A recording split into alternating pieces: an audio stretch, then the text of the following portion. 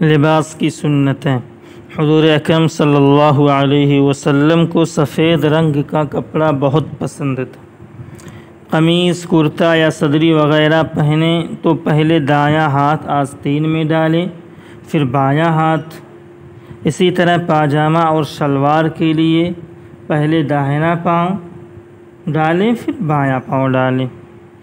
پاجامہ یا شلوار یا لنگی ٹخنے سے اوپر پہنیں، ٹخنے سے نیچے نہ لٹکائیں، اللہ تعالیٰ اس سے ناراض ہوتے ہیں۔ نبی کریم صلی اللہ علیہ وسلم نے فرمایا، تہبند ٹخنا سے نیچے لٹکانے والے پر اللہ تعالیٰ نظر رحمت نہیں فرماتے ہیں۔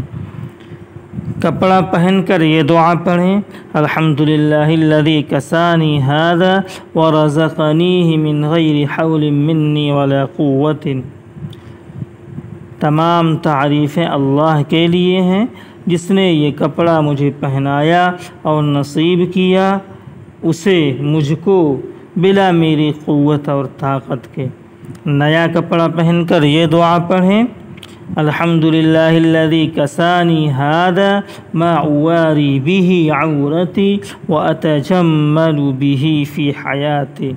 اس کا ترجمہ ہوگا، تمام تعریفیں اس اللہ کے لیے ہیں جس نے مجھے کپڑا پہنایا جس سے میں اپنے ستر کو چھپاتا ہوں اور اپنی زندگی میں اس سے زینت حاصل کرتا ہوں۔ اور جب کپڑا اتارے تو یہ دعا پڑھے، بسم اللہ الذی لا الہ الا ہو، اس اللہ کے نام سے جس کے سوا کوئی معبود نہیں۔ عمامہ کے نیچے ٹوپی رکھنا سنت ہے، بغیر ٹوپی کے عمامہ باندھنا یہ خلاف سنت ہے۔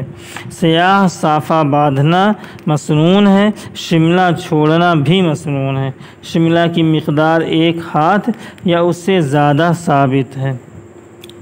کپڑا اتارتے وقت بسم اللہ کہیں اور ابتدا بائیں جانب سے کریں۔ قمیص یا کرتا وغیرہ اتارنا ہو تو پہلے بایاں ہاتھ آستین سے نکالیں، پھر داہنا ہاتھ۔ اسی طرح شلوار اور پاجامہ اتارتے وقت پہلے بایاں پیر باہر نکالیں، پھر داہنا پیر نکالیں۔ ٹوپی پہننا یہ سنت ہے۔ حضور صلی اللہ علیہ وسلم کو کرتا بہت پسند تھا۔ پاجامہ پہننا یہ مستحب ہے۔